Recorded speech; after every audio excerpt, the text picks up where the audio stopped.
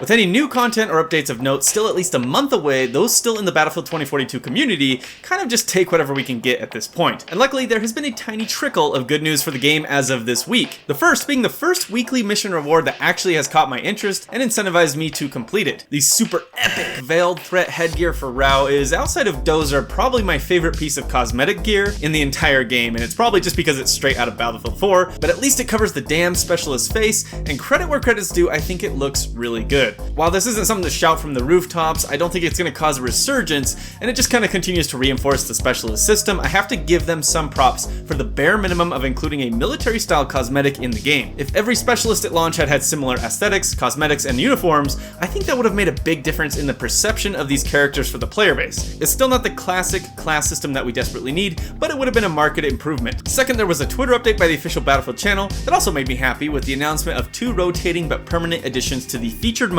in Battlefield Portal. Flashback Conquest and Infantry Conquest are, in my opinion, some of the most fun and actually enjoyable modes within the game, and for now, one of these will always be active in the featured list. Again, a minor change that should have been done a while ago, but it's nice to know that if I decide to jump on 2042, I will at least have one enjoyable mode to play, which you can see here with Flashback Conquest in Caspian Border. For those that may not know, Flashback Conquest is all of the gameplay elements of 2042, so specialists, weapons, and vehicles, however this time on the legacy maps in Portal, and it's actually astonishing how big of a difference this makes. It doesn't magically make it the best game ever, and it still has many of the other issues surrounding the gameplay elements of 2042, but it's really telling to me how much more fun I have in the older Battlefield maps, even with the new gameplay systems. It reinforces to me just how critical good map design and flow are for the Battlefield franchise, and honestly pretty much any FPS game. It's also only 32 vs 32, which at the same time makes things less chaotic, but more action-packed with easier to understand engagements, battle and sightlines, and team ebb and flow. Again, reinforced by superior map design. And more than anything, highlights just how bad the map design of 2042 is, how much it cripples infantry gameplay,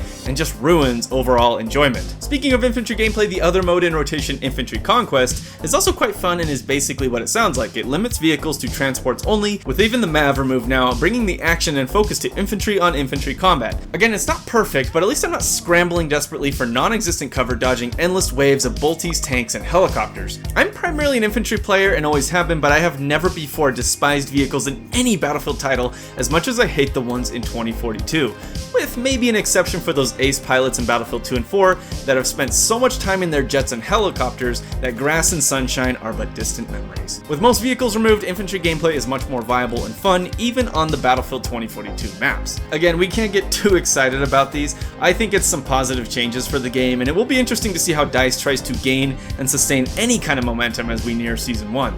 That's it for me. If you enjoyed the video, then like and subscribe for more. Until next time.